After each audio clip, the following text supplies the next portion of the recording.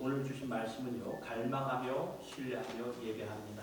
갈망, 신뢰, 예배를 가지고 제목을 삼고 함께 은혜 받도록 하겠습니다. 여러분, 성경을 보면 우리가 지금 살고 있는 오늘, today, 오늘을 강조하고 있는 말씀을 보게 됩니다. 그래서 히브리서 3장 7절에서 8절 말씀을 보면 오늘 너희가 그의 음성이 누굽니까? 하나님 아버지의 음성을 듣거든. 그렇죠? 너희가 너의 마음을 완고하게 하지 말라. 강팍하게 하지 말라. 그러니까 하나님께서 오늘 말씀하신다니까. 오늘 말씀하신다. 오늘 우리에게 주시는 말씀과 오늘 우리에게 주시는 그 은혜가 있는데 그 음성을 듣거든 너희 마음을 닫지 말아라. 그 말이에요. 오늘 주시는 은혜를 반드시 받아서 오늘을 바로 살고 족한 은혜로 승리하며 살 수 있는 백성들이 되어라. 성경은 말씀하고 있습니다. 이 말씀을 우리가 잘 생각해 보면 하나님께서는 오늘 우리가 하나님의 백성으로서 충만하게 살아가기를 간절히 원하셔요. 그러니까 우리가 하나님의 영광을 세상에 보이며 살기를 원한다면 아무리 인생살이가 세상을 살아가는 것이 힘들고 참 어려워도 하나님이 주시는 은총과 하나님이 내려주시는 이 족한 은혜를 받아 그날 충만하게 그리고 자족하면서 살아야 된다고 말씀하고 있는 것입니다. 오늘 우리는 살다 보면 어떻습니까? 하루하루 살기가 참 벅찰 때가 있지 않습니까? 힘들 때가 있고 참 괴로울 때가 얼마나 많은지 모릅니다. 왜 그럴까? 왜 그럴까요? 앞날이 어떻게 될지, 내일이 어떻게 될지 아무도 모르기 때문에 그래요. 그러면서 막막한 마음이 앞서죠. 그러면서 우리의 자녀들을 이렇게 생각해 볼 때, 우리 손주와 손녀들을 생각해 볼 때에 저들이 앞으로 살아가야 하는 이 세상은 과연 어떠한 세상이 될까? 걱정이 염려가 앞서지 않을 수가 없다는 것입니다. 그래서 이렇게 충만하게 산다는 것이 힘든 거예요. 오늘 우리에게 필요한 것이 무엇입니까? 힘으로도 능으로도 할 수 없는 이것을 하나님의 성령으로 감당하셔야 된다는 것입니다. 우리는 홀로 있는 사람이 아니에요. 이걸 분명히 아셔야 돼요. 홀로 있는 자들이 아닙니다. 하나님께서 허락하신 플러스 알파가 있어요. 그것이 뭡니까? 하나님의 사람들은 성령으로 살 수 있는 하나님의 특권과 능력을 받은 사람들입니다. 그래서 우리의 힘과 능으로는 할 수가 없는 데에 없지만 이러한 때에 우리가 기뻐하면서 소망을 품고 살 수 있는 것은 성령으로 감당할 수 있는 것이라고 성경은 분명하게 증거하고 있는 것이죠.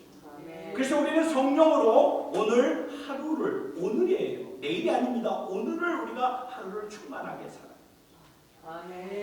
하루가 중요합니다. 하루를 살아도 주님의 영광을 위해서 충만하게 살아요. 주님의 기쁨을 위해서, 주님의 기쁨이 되기 위해서 사셔야 된다는 것입니다. 어떻게 가능합니까? 성령으로 가능해요. 성령밖에 없어요. 우리는 지금 성령 충만하신 예수 그리스도를 보고 있어요. 그래서 예수님을 통해서 성령 충만한 모습이 무엇인가를 보기 원하고 보았으면 우리가 그것을 따라 우리도 예수님처럼 살아야 되겠지요. 우리의 모든 삶과 우리의 모든 신앙의 모델이 되시고 중심이 되시는 예수님, 과연 어떠한 모습으로 성령 충만한 삶을 사셨는가? 우리가 예수님의 삶에서 성령 충만함을 배우셔야 돼요. 오늘 세 번째 말씀이 되는데 예수님이 마귀에게 시험을 받으셨지만 성령 충만하고 그 마귀를 물리친 모습을 우리가 좀 구체적으로 살펴보기를 원하는 바입니다. 지난 주일은 성령 받으신 예수님이 곧바로 성령에 이끌려서 광야로 내몰아 치신 드라이빙 아웃 그런 모습을 보게 되는데요. 그것을 통해서 이것은 모순이 아니다. 이 성령 충만하신 예수님이 광야로 이렇게 내몰려진 것은 모순이 아니다. 이것은 도리어 우리의 믿음을 시험하는 자리이고 새로운 은혜를 부어주시는 자리라는 것을 우리가 지난주 말씀을 통해서 보지 않았습니까? 오늘은 좀 더 구체적으로 성령 충만하신 예수님이 마귀에게 시험을 받으신 모습이 무엇인가를 좀 생각해 보고 싶은 것입니다. 누가복음 4장 1절의 말씀을 보면은 이렇게 나와 있어요. 예수께서 성령의 충만함을 입어 요단강에서 돌아오셔 광야에서 40일 동안 성령에게 이끌리시며 마귀에게 시험을 받으시다. 그러니까 예수님은 광야에 가서 마귀에게 시험을 받으면서 성령의 도우심을 받으신 것이 아니라는 거예요. 아니에요. 이미 성령 충만하신 모습으로 광야에 가서 마귀에게 시험을 받으신 거라는 거예요. 이 말은 예수님이 성령 충만한 모습으로 지상 사역, 이제 퍼블릭 라이프를, 지상 사역, 공생의 사역을 시작하게 되면은 하나님의 영광과 능력으로 펼치실 수밖에 없다는 것을 마귀가 알았어요. 이미 알았어요. 그렇기 때문에 어떻게 해서든 간에 예수님의 그 성령 충만한 모습을 무너뜨리려고 하는 마귀의 계계요, 마귀의 전략이었던 거예요. 그래서 우리는 이때 마귀가 무엇을 가지고 예수님을 공격을 어택을 했는가, 그리고 예수님은 마귀의 공격을 어떻게 하나씩 이기셨는가, 여기서 우리는 구체적으로 성령 충만하신 예수님의 모습을 생각하고 배워야 되는데요. 첫 번째는 무엇입니까? 이것입니다. 성령 충만하신 예수님의 모습을 통해 하나님을 우리가 갈망하셔야 된다. 아멘. 갈망이에요. 오늘 말씀을 보면 예수님은 광야에서 40일 동안 그 금식을 하신 후에 마귀에게 시험을 받으셨습니다. 이 말을 좀 표면적으로 생각해 보면 40일을 금식한 후에 마귀에게 시험을 받으셨구나, 이렇게 생각이 될 수가 있어요. 우리가 말씀을 읽다 보면은. 그러나 좀 더 깊이 생각해 보면 40일을 금식하는 내내, 그 40일 내내 동안에 마귀에게 시험을 받으신 것 같아요. 시험을 계속 받으시다가 결정적인 그러한 순간에 마지막 마귀의 시험이라고 저는 그렇게 생각이 듭니다. 아무튼 40일 동안 시험을 금식하신 예수님의 가장 연약함을 마귀가 너무나도 잘 알고 있었죠. 그래서 굶주린 인간 예수에게, 허기진 인간 예수에게 당신이 만일, 오늘 말씀대로 당신이 만일 하나님의 아들이었던 이 돌들이 명하여서 이 돌들이 명하여 떡이 되게 하소서. 여러분, 이것은 그냥 예수님의 약점만을 공격한 것이 아니라 예수님의 성령 충만함을 공격한 거예요. 그래서 예수님이 이 말에 뭐라고 대답했냐면, 사람이 떡으로만 살 것이 아니라 하나님의 입으로 나오는 모든 말씀으로 살 것이다. 여러분, 여기서 예수님은 무엇을 강조하셨는가 하면, 나는 이 상황 가운데서 오직 하나님으로만 채워지려고 한다, 하나님으로 갈망하려고 한다, 그 말씀을 하신 거예요. 다른 게 아니에요.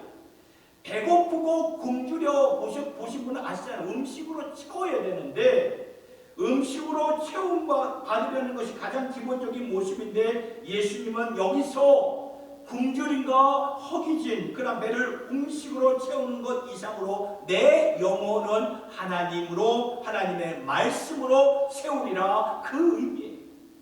그러한 중심이셨는데, 오늘 우리도 살아가면서 금식할 때가 있지 않았습니까? 왜 금식을 하십니까? 여러 가지 이유가 있어요. 금식을 통해서 낮아지기 위해서 금식을 하죠. 좀 더 하나님 앞에 간절하게 나가기 위해서 금식을 합니다.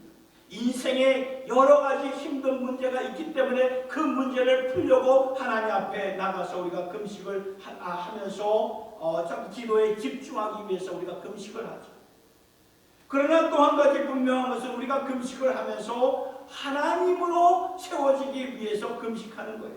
적어도 오늘 본문에서 예수님은 이러한 중심에 그러한 마음으로 금식을 하셨어요. 왜냐하면 마귀가 예수님을 공격을 했을 때 예수님이 대답하신 그 말씀에서 힌트를 얻게 되는데, 신명기 8장의 말씀, 구약성경이죠. 뭐라고 나와 있습니까? 이 말씀에 너를 낮추시며 너를 줄이게 하시며 또 너도 알지 못하는 내 조상들도 알지 못하는 만나를 내게 먹이신 것은 사람이 떡으로만 사는 것이 아니요 여호와의 입에서 나오는 모든 말씀으로 사는 줄을 내게 알게 하려 합니다. 여러분, 이 신명기 8장 3절의 말씀은 이스라엘 백성들이 광야 생활했을 때 하나님께서 그들이 굶주리지 않도록 하늘의 떡, 하늘의 양식을 내려주셔가지고 만나로 그들을 먹이신 그 역사적인 배경을 설명해 주신 그런 말씀이에요.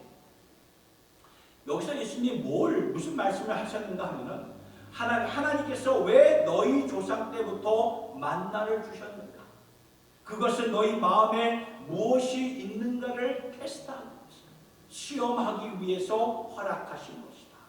그러니까 광야에서 굶주리고 허기진 배를 움켜쥐면서 아침마다 떡을 하나님께서 내려주신 만나 그 떡을 먹으면서 그 마음에 너희들 마음에 있는 것이 무엇인가? 그냥 허기진 배, 굶주린 배를 채우려는 그 모습인가? 아니면 하나님께서 말씀하신 것을 내게 먹여주시고 채워주신 것을 정말 감사하면서 감격하면서 우리는 하나님의 말씀으로 이렇게 살 수 있는 것이구나. 그 만나를 보면서 그 배고픈 것만을 채운 게 아니라 그걸 주신 원천의 하나님께 감사하며 감격하는 그러한 삶을 살고 있는, 그걸 시험하는 것이다. 이 말씀을 예수님이 인용하면서 지금 마귀에게 이렇게 하시면서 마귀의 공격을 이겨내지 않습니까? 그럼 여기서 예수님이 강조하시는 것은 무엇입니까? 마태복음 똑같은 말씀이에요. 신명기 8장의 3절의 말씀이나 지금 마태복음 4장의 말씀이나 똑같은 사람이 떡으로만 살 것이 아니에요. 하나님의 입으로 나오는 말씀으로 아버지의 약속으로 하나님의 그 체험으로 받기를 원한다. 그 말씀이라는 거예요. 이 말씀. 그러니까 금식하면서 허기진 배에 우리가 떡을 먹고 밥을 먹으면서 채우는 것처럼 내가 금식을 통해서 배고픈 나의 모습을 가지고 하나님의 말씀을 먹는 거예요. 하나님의 말씀을 먹으면서 하나님, 나는 이만큼 하나님을 원하고 하나님으로 채움받기를 원합니다. 나는 떡으로 사는 것이 아니라 하나님의 말씀과 약속으로 하나님 자신으로 사는 이것이 내 인생의 양식이 되기를 원합니다. 이러한 우리의 고백이 되어야 되지 않겠습니까? 여러분, 요한복음 4장 32절의 말씀을 보면 제자들이 마을로 들어가서 음식을 구해다가 예수님께 드리는 그러한 내용이 나옵니다. 그럴 때 예수님이 제자들에게 뭐라고 말씀하시냐면은 요한복음 4장 32절의 말씀 보니까 이거예요. 너희들이 모르는 양식이 있다. 그것은 아버지의 뜻을 이루는 것이다. 너희가 알지 못하는 먹을 양식이 있다. 그건 내 아버지의 뜻을 이루는 것이다. 그러니까 예수님에게는 뭐냐면 세상과 다른 양식이 있다는 그 말이에요. 하나님의 뜻을 말씀을 통해서 하는 것입니다. 하나님의 말씀을 받고 그 말씀을 먹고 그 말씀대로 살려는 이것이 내 인생의 양식이요, 내 영혼의 양식인 줄 여러분 믿으시기 바랍니다. 아멘. 이렇게 사는 모습이 바로 성령 충만한 모습이에요. 다른 게 성령 충만이 아니에요. 오늘 우리가 이렇게 살고 계시나요? 하나님을 진정 갈망하면서 매 순간 살아가고 계시나요? 여러분, 원래 우리는 하나님을 갈망하도록 만들어진 존재라는 것 알고 계시나요? 우리가 하나님의 형상으로 만들어진 존재예요. 아멘. 그래서 하나님을 갈망하도록 자연스럽게 하나님을 갈망하도록 만들어진 우리의 존재라는 거예요. 그런데 왜 우리는 하나님을 갈망하는 그 자리에서 벗어나는 삶, 빗나간 그런 삶을 살고 있는 것입니까? 왜 그럴까요? 왜 우리가 하나님을 갈망하면서 살아야 되는데 왜 자꾸 빗나간 삶, 말씀에서 빗나가고 교회에서 왜 빗나간 삶을 살아야 됩니까? 누가복음 8장 14절의 말씀을 보니까 예수님은 이렇게 말씀하셨습니다. 이 생의 그 염려와 재물과 향락 때문에 너희들이 빗나간 삶을 살고 있는 것이다. 분명한 답을 주셨어요. 그러니까 우리가 하나님으로 채워져야만 살 수 있는 것이고, 그래서 하나님을 항상 갈망하며 살 수 있도록 우리에게 영혼을 주셨고 하나님의 형상으로 우리를 만들어 주셨는데 왜 우리가 빗나갔습니까? 세상의 염려와 재물과 향락 때문이다. 말씀은 증거하는 것입니다. 여러분, 이 말씀을 잘 생각하셔야 됩니다. 잘 생각하셨어요. 여러분, 이 세상의 염려, 예수 믿는 우리들이 특별히 씨 뿌리는 비유에서 예수님이 이 말씀을 하신 것인데, 여러분, 길가나 돌짝밭은 예수 안 믿는 자들, 세상 사람들을 가리키는 거예요. 그러나 이 가시떨기에 떨어진 그 밭은 바로 예수 믿는 우리들을 가리키는 거예요. 가시떨기는 말씀을 받고 뿌리를 내렸는데 자라면서 가시떨기 가운데 그 기운에 막혀서 열매를 맺지 못하는 거예요. 맺지 못하는가? 예수님이 말씀하세요. 이 생의 염려와 재물과 향락에 너희들이 거기에 갇혀가지고 열매를 맺지 못하는 것이다. 염려가 나를 압도할 때 하나님을 갈망하지 않게 되죠. 그렇잖아요. 염려가 내 마음을 꽉 잡고 있는데 어떻게 하나님을 갈망할 수 있겠습니까? 여러분, 염려에 압도돼 그것을 내 힘으로 어떻게 채워보려고, 또는 세상 재물에 내가 휩쓸릴 때, 중심이 되었을 때 하나님을 갈망하지 않게 되죠. 그리고 향락, 육신의 향락, 안목의 향락을 채우기 위해서 이렇게 나아가다 보면 하나님의 채우심과는 너무나 거리가 먼, 그런 영성과는 전혀 상관없는 그런 삶을 살아가게 되지 않습니까? 그렇다면 해결책은 무엇입니까? 우리가 어떻게 하면 하나님을 갈망하며 세상을 살아가면서 염려 없이, 재물에 관심 없이, 관심 두지 않고, 향락에 끌리지 않고 살아갈 수 있는 것입니까? 여러분, 염려 없이 살고 재물에 관심 없이, 여러분, 재물이 관심 없다는 것은 재물 아예 다 포기한다는 그 말이 아니에요. 재물보다 우리가 더 하나님께 더 집중하는 그 마음을 가리키는 거예요. 그리고 향락에 끌리지 않는 것, 사실 인간으로서는 굉장히 힘든 그러한 과정들이에요. 그런데 이 해결책을 보니까 무엇입니까? 예수님이 금식을 하셨다는 거예요. 금식. 여러분, 그러니까 우리도 이러한 그 이생의 염려나 재물과 향락이 내 마음을 막 사로잡을 때 뭘 해야 됩니까? 금식하셔야 되는 거예요. 금식을. 금식하면서 육신의 배고픔을 가지고 하나님을 향한 배고픔으로 우리가 트랜스포하는 거예요. 옮기는 것입니다. 육신에 배고프잖아. 금식하면 배고프잖아. 그 배고픔을 가지고 하나님을 갈망하는 모습으로 우리가 옮겨가는 거예요. 이것이 시편 42편 1절을 통해서 너무나도 우리에게 자세하게 설명해 주는데 이 말씀이에요. 같이 한번 읽어볼까요? 시작. 하나님이여, 사슴이 쉬는 물을 찾기에 갈급한 같이 내 영혼이 주를 찾기에 갈급하나이다. 금식을 통해서 이루어지는 거예요. 이 고백이 바로 금식을 통해서 이루어지는 거예요. 여러분, 금식은 우리가 하루도 할 수 있고 뭐 이틀, 3일 할 수도 있고, 예수님처럼 40일을 할 수가 있겠지만 이 40일 금식은 목숨을 건 금식입니다. 아직도 기억이 생생한데, 제가 뉴욕에 살고 있을 때 제 부친께서 40일 금식을 3번이나 하셨어요. 이게 말이 되나요? 40일 금식을 제가 뉴욕에 있는 동안 3번이나 하셨어요.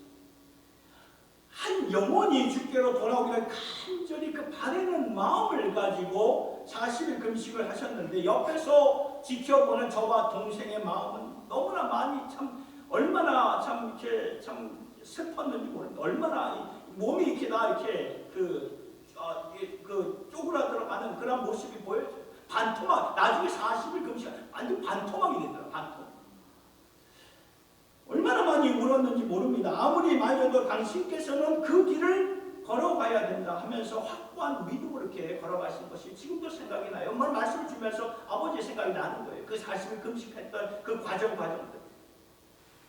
어떤 분들은 하루에 한 끼 하시는 분들도 있고, 어떤 분들은 다니엘에 금식 하시는 분들도 있어요. 다니엘이 20일 3주 동안, 3weeks 동안 채소, 베지테블로만 이렇게 금식을 했듯이, 이렇게 나름대로 내 삶의 일상에서 절제해야 할 것을 절제하는 그러한 과정이 아닙니다. 예를 들어서 오늘날 인터넷 시대, 미디어 시대가 얼마나 난무합니까? 내가 이 기간 동안 내가 인터넷 금식을 하리라. 아니면 주어진 기간에 더욱더 내가 하나님께 집중하기 위해서 우리가 애쓰는 모습들이 필요하다는 것입니다. 여러 가지 방법으로 우리가 금식을 할 수가 있는데, 금식을 통해서 우리가 얻을 수 있는 유익은 내 마음속에 하나님으로 채워진다는 거예요. 하나님으로 해보세요. 하나님으로 채워진다는 거예요.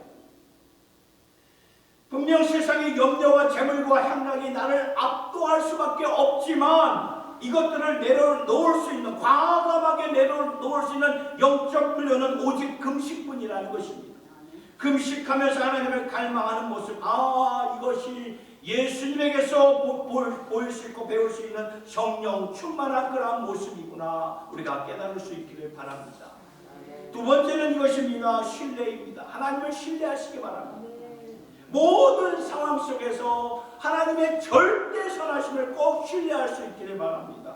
마귀의 두 번째 시험이 무엇입니까? 높은 곳에서 예수를, 높은 곳, 여기서 뛰어내려봐라. 그러면 하나님께서 약속하실 때 사자들을 보내서 천사들을 보내서 당신의 몸이 해하지 않도록 당신의 몸을 보호해 줄 것이다. 그게 마태복음 4장 7절의 말씀이죠. 그럴 때 예수님이 뭐라고 제안합니까? 이때 예수님이 마귀에게 주 너의 하나님을 시험하지 마라.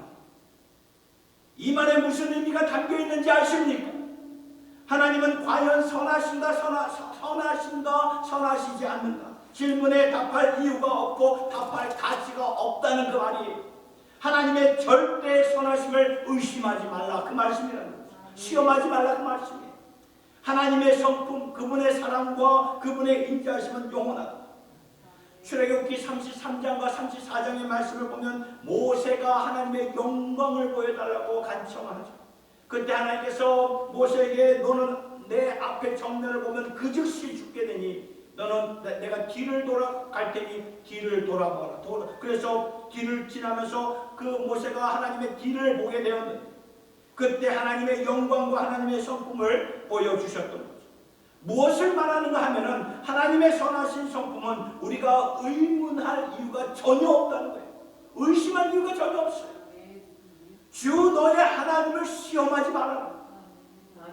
예수님이 바로 이 중심으로 사셨던 거예요. 하나님 아버지의 절대 선하심을 그대로 믿고 살아가셨다는 그 말씀이죠. 이것이 가장 하이라이트 되었던 때가 언제였냐면 여러분 다 아시잖아요. 끔찍한 그 십자가를 지시는 그 순간이 아닙니까? 십자가를 지시기 전날 그 겟세마네 동산에서 인간 예수님은 이 십자가 지는 것이 너무나 감당하기 어려운 과정이기 때문에 뭐라고 아버지께 고백합니까? 아버지요, 이 잔을 내게서 거두어 주시면 안 되겠습니까? 할 수 있으면 좀 거두어 주시면 안 되겠습니까? 일평생 십자가를 향하여 이 땅에 육신의 몸을 입고 오신 예수님도 막상 그 십자가를 지시려고 하니까 너무나 고통스러운 거예요. 너무나 고통스러워요. 만세전부터 영원부터 영원까지 하나님과 하나였던 그러한 성자 예수님이 아버지께 버림받은 것이 바로 십자가가 아니었습니다. 이것은 우리가 절대로 이해할 수 없는 그런 우주적인 아픔입니다. 예수님은 그 순간 다시 한번 아버지의 절대 선하심을 신뢰하며 사셨던 것입니다. 이것이 어디서 가장 하이라이트가 되는가 보니까 마태복음 26장 30절의 말씀에 예수님이 제자들과 함께 마지막 만찬을 나누시고 이제 겟세마네 동산으로 가시기 전에 마지막으로 하신 일이 무엇인지 아십니까? 바로 이 말씀이에요. 이제 그들은 제자들과 예수님 다 포함해서 말해요. 찬미하고 찬송하고 감람산으로 겟세마네 동산으로 나아가니라 그 말이에요. 그러니까 예수님이 제자들과 찬송을 했어요. 이제 곧 우주적인 아픔과 어둠 속으로 들어가는 그 찰나에 그 순간에 예수님이 찬송할 수 있었던 이유는 무엇일까요? 절대 선하신 그 아버지를 바라보았고 신뢰했기 때문에 그 순간에도 찬송이 나온 거죠. 그리고 겟세마네 동산에서 땀이 땅에 떨어지는 핏방울같이 그러한 기도를 드리셨는데 나중에는 기도가 바뀌지 않습니까? 처음에는 주여 이 잔 아버지여 이 잔을 내게서 옮겨 주시옵소서 그렇게 기도를 했지만 나중에는 아버지의 원대로 아버지의 뜻대로 되기를 원합니다. 아버지의 뜻이 선한 뜻이었기 때문에 내가 모르는 면에서도 선하시고 기뻐하시고 온전하신 그러한 뜻이 있기 때문에 그러니 내 뜻이 아니라 아버지의 뜻대로 되기를 원합니다. 오늘 우리도 우리 인생살이 가운데 참 이해할 수 없는 그런 아픔 중에서도 우리가 아버지의 뜻을 신뢰하면서 살아갈 수 있기를 바랍니다. 아멘. 여러분 인생의 위기 가운데 괴로움과 어두움 가운데서도 아버지의 절대 선하심을 붙잡고 사는 이것이 바로 성령 충만이에요. 성령 충만. 다른 게 성령 충만이 아닙니다. 거기서 보여지는 거예요.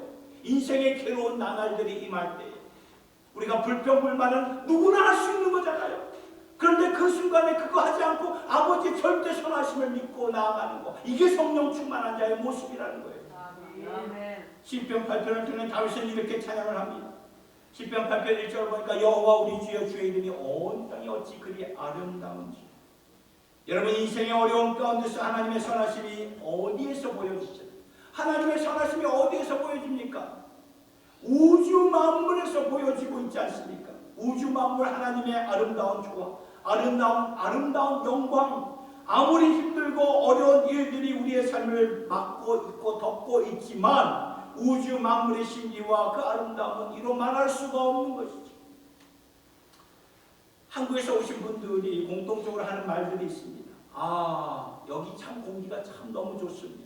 그래요. 여러분 다 들으셨을 거예요. 여기 공기가 참 좋은데 한국과 한국의 공기와 여기의 공기가 너무나 차이가 나기 때문에 그런 말이 자연스럽게 나오는 거예요. 우리는 매일매일 이 트라이시티의 참 좋은 공기, 신선한 공기를 들이마시면서 살면서도 우리는 이것을 당연하게 생각할 때가 많지요. 아니 어쩌면 생각조차 안 하고 살 때가 더 많아요. 이게 솔직한 표현일 거예요. 생각조차 하지 않고 살 때가 많아요. 이 공기를 마실 때마다 이게 하나님이 주신 거구나 이렇게 생각하지 않고 살 때가 너무나 많잖아요. 이렇게 좋은 공기를 주신 하나님, 여러분 이렇게 한 번이라도 생각해 보신 적이 있으시죠? 그렇게 생각하면서 사셔야 됩니다.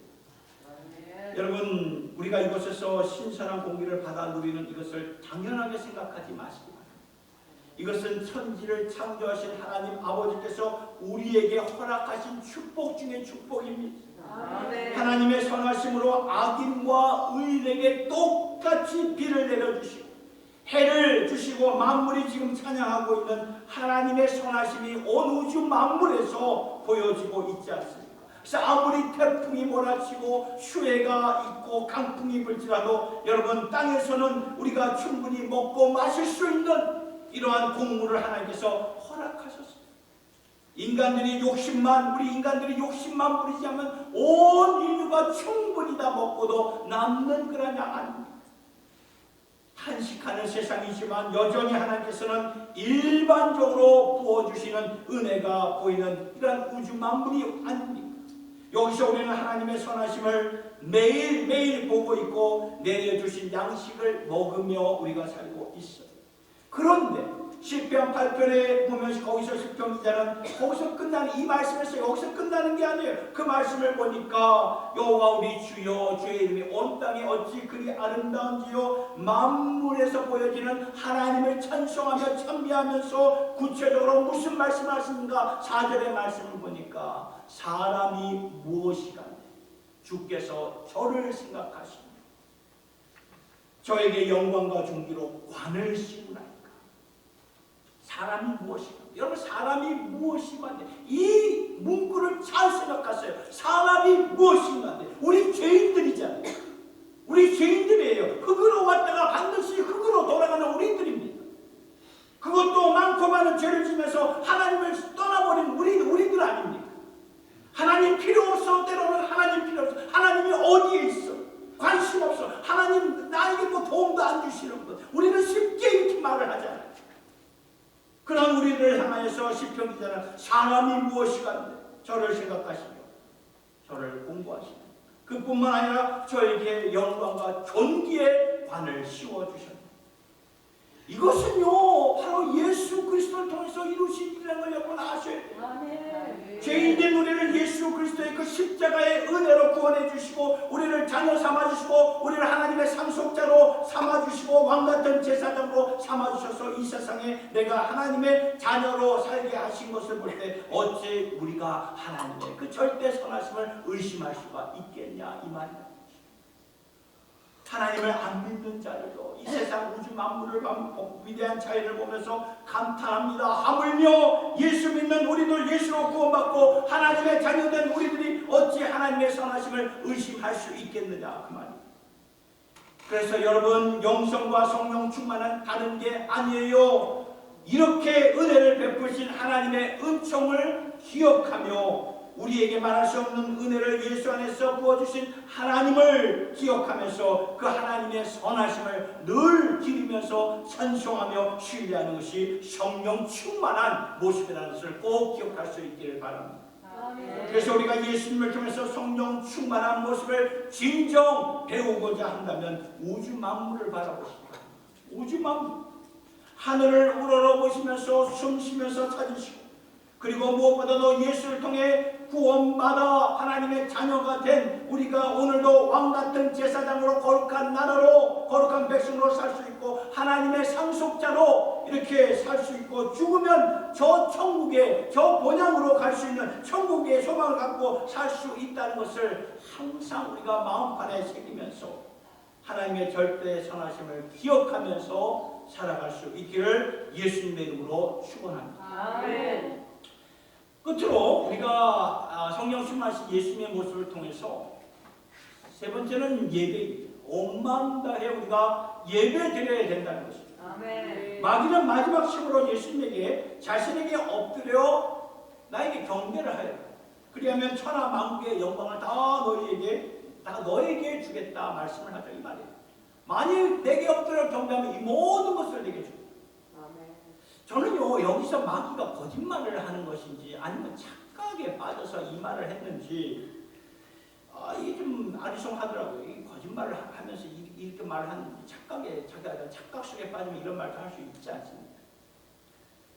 분명 하나님께서는 마귀에게 일시적으로 주신 권한이 있어요. 파워가 있습니다. 그리고 마귀가 지금도 어둠의 권세를 컨트롤하고 있기 때문에 온 인류가 다 죄에 빠져 있지 않아요. 그러니까 마귀에게 이 정도의 권세가 있지만 그러나 이 모든 권세는 하나님 밑에 있는 권세라는 거예요. 하나님 밑에 있는 권세. 그러한 마귀가 예수님에게 지금 뭐라고 말합니까? 내게 절하라. 그러면 이 모든 것을 내게 주리라. 그때 예수님이 뭐라고 말씀하십니까? 뭐라고 말해요? 주 너의 하나님께 경배하고 다만 그를 섬기라. 오직 하나님에게만 경배하여 온 마음 다해 아버지를 경배하고 예배하면서 나는 살겠노라 예수님이 말씀하셨던 거예요. 그러니까 마귀가 물러갑니다. 예배로 사셨던 예수님 앞에 더 이상 마귀가 꼼수를 부리지 못하는 것이죠. 그렇다면 예수님은 인생의 승리를 예배의 승리로 이루신 것인데 그렇다면 예배의 승리가 뭐예요? 예배의 승리가 곧 영성이고 성령 충만이라는 것입니다. 아멘. 그렇다면 오늘 우리의 모습을 좀 살펴보셔야 돼요. 우리도 예수님처럼 예배로 승리하고 예배로 하나님의 능력을 만끽하면서 오늘도 내게 많고 많은 그런 이 마음의 유혹을 우리가 예배를 통해서 우리가 이겨내고 있습니다. 우리는 예배의 중요성에 대해서 얼마나 깊이 생각하며 살아가고 계십니까? 어쩌면 몇 년 전에 있었던 이 팬데믹, 이 코로나라는 이 전염병 질병을 통해서 우리 예배가 더 많이 소홀해지지 않았나 생각이 이렇게 듭니다. 이러한 가운데 우리가 과연 어떻게 예배로 승리하며 어떻게 진정한 예배자로 설 수 있는 것입니다. 예배로 승리하신 예수님에게 우리가 답을 찾아야 되는데 예수님의 답은 명확했어요. 분명했습니다. 주어진 자리에서 주어진 환경에서 영과 진리로 예배를 드려 그 말입니다. 이 말씀은 수가성 여인에게 주신 말씀입니다. 수가성 여인도 오늘도 우리와 똑같은 질문을 했던 그런 여인이었습니다. 여러분 이 수가성 예수님에게 뭐라고 말합니까? 여러분 예수님 유대인들은 성전에서 영광스러운 예배를 드리고 있는데 우리 사마리인들은 그 영광스러운 예배 그 성전에 들어갈 수가 없습니다. 예수님은 어떻게 예배를 드려야 하고 어디서 예배 드리는 것이 맞습니까? 그때 예수님이 말씀하시죠. 너희들 주어진 자리에서 예배를 드려. 있는 그 자리에서 예배를 드려. 하나님은 영이시고 그 자리에서도 계시는 분이고 그 자리에서 예배 받으시는 하나님이시니 예배하는 자가 영과 진리로 온 마음 다하여 올바른 자세로 예배 드리면 된다. 이렇게 주님이 말씀합니다. 그러니까 뭘 말하냐면 내가 처한 환경이 아니라 내 마음의 문제라는 거예요. 마음, 하트의 문제, 하트. 여러분 에베레스트 산을 정보했던 에드먼 힐러리가 그 산을 에베레스트 산을 얼마나 오르기 힘든 그런 산입니까? 그 산을 정복한 후에 이런 말을 했어요. 우리는 산을 정복한 것이 아니라 자신을 정복한 것입니다. 참 맞는 말이죠. 그러니까 마음이 중요하다는 것을 보게 되는 거예요. 저 산이 오를 수 없는 산으로 보이면 절대로 못 오르지만 그러나 내 마음속에 저 산은 내가 정복하리라 이런 마음이 있으면 꼭 정복하게 된다는 그 말이에요. 아멘. 마음이 중요하다는 것이죠. 마음이. 이것을 영적으로 본다면 내가 처한 환경이나 상황이나 내가 서 있는 자리 가운데 내 자리를 보고 불평이나 불평, 원망 이러한 그런 부정적인 생각, 의기소침한 그런 마음들이 앞서면 예배의 자리가 관심이 없고 예배 자리에 나오기를 원치 않고 꺼려하고 기피하게 된다는 거예요. 여러분 시편 63편이 다윗이 광야에서 하나님께 찬양을 올려드리는 그런 말씀입니다. 근데 무슨 일로 인해서 다윗이 그 광야로 내쫓김을 당했는데, 그래서 63편 1절의 말씀을 보면 이렇게 나와 있어요. 하나님이요 주는 나의 하나님이시라. 내가 간절히 주를 찾고 물이 없어 마르고 황폐한 땅에서 내 영혼이 주를 갈망하며 내 육체가 주를 앙모하노라. 지금 황폐한 땅에서 간절한 마음을 가지고 하나님의 도우심을 찾고 있는 다윗의 모습, 그 심정을 우리가 볼 수 있지. 그런데 바로 그 다음 구절 2절을 보니까 이렇게 고백을 해요. 내가 주의 권능과 영광을 보기 위하여 이와 같이 성소에서 주를 바라보았나이다. 이 말씀이 굉장히 새롭게 와닿았어요. 지금 광야에 간 다윗이 아무것도 없는 광야에 거기서 홀로 서서 내가 주의 성소를 찾았습니다. 여러분, 주의 성소는 주의 임재가 있는 곳이 아닙니다. 보통 이스라엘 백성들 또 다윗에게도 성소라는 것은 예루살렘에 있는 그 성전을 가리켰던 거예요. 그런데 그동안 익숙해진 예배를 성전에서 드리면서 어쩌면 그곳에서 찾지 못했던 주의 영광을 지금 다윗은 홀로 있는 아무것도 없는 그 광야에서 그 하나님, 다윗은 오직 하나님과 독대하는 그런 자리에서 주의 성소를 찾았고 전에 몰랐던 주의 영광을 찾아 누렸던 것입니다. 무엇을 말하는 것입니까? 마음을 말하는 거예요. 마음, heart. 환경이 아니고 자리가 아니고 내 마음의 자세가 지금 어디로 향해 있는가, 그걸 말해주고 있는 것입니다. 다른 시편에서는 이스라엘 백성들이 함께 성전에 모여서 하나님을 찬양하며 기뻐하며 교제했던 내용을 보면서, 그러니까 뭐를 말하냐면 답은 무엇입니까? 성전이든 홀로 있던 그런 그 광야의 그런 그곳이든 거기서 우리는 충분히 하나님을 만날 수가 있다는 말입니다. 여러분, 예수님의 경우에는 어디였습니까? 광야였습니다. 그곳에서 예수님은 하나님과 독대한 하나님의 임재 앞에서 예배드렸던 것이죠. 마귀가 그 예수를 얼마나 시험하고 얼마나 방에 놓을 때도 예수님은 예배로 승리하지 않으셨습니다. 그러니까 인생의 승리는 예배의 승리, 예배의 승리는 인생. 믿으십니까? 아멘. 그 자리에서 영과 마음으로 온 마음 다해 예배드리는 것이 하나님이 오늘 지금 찾으시는 예배자라는 것을 여러분 꼭 마음판에 새길 수 있기를 바랍니다. 인생의 승리가 예배의 승리요, 예배의 승리는 인생의 승리입니다. 여러분, 예수님의 성령 충만한 모습, 구체적으로 다시 말씀드립니다. 갈망하는 마음이에요. 갈망하는 마음. 나는 하나님으로 더 채워지기를 원합니다. 이런 마음이에요. 이 갈망하는 마음이 성령 충만입니다. 두 번째, 신뢰하는 마음입니다. 하나님의 절대선하심을 나는 어떠한 상황 속에서 하나님을 신뢰하겠습니다. 이게 영성이에요. 그리고 온 마음 다해 오늘도 이 자리에서 어느 환경에서든지 나는 예배드리겠습니다. 아멘. 이것이 성령 충만한 모습입니다. 우리 모두 예수님을 닮았습니다. 이러한 성령 충만한 모습으로 살아갈 수 있기를 예수님의 이름으로 축원합니다. 아멘. 오늘 이 시간 나의 생명 되신 주님께 우리 나아갑시다. 이 찬송가 424장인데요. 날마다 주를 찬송합니다. 주의 사랑의 줄로 나를 굳게 잡아내소서.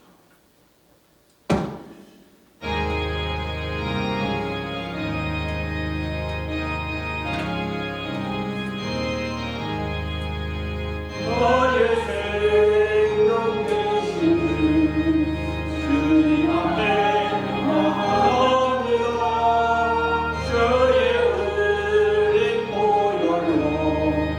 전대하사 안아주소서.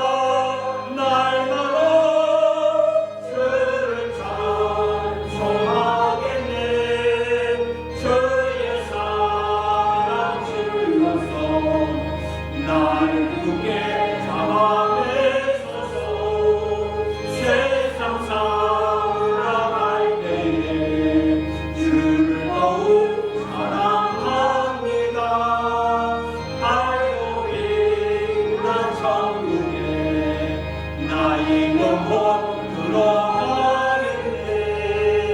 날마다 주를 찬송하겠네. 주의 사랑에 주였소. 나를 굳게 잡아내소서.